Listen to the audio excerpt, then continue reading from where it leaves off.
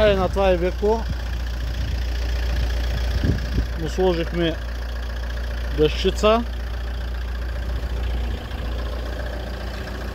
Зареждачката клиента я поиска тук. Бутилката скрита отзади към шасито.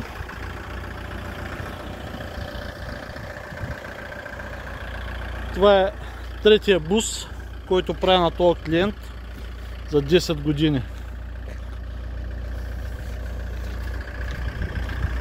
Машинката работи,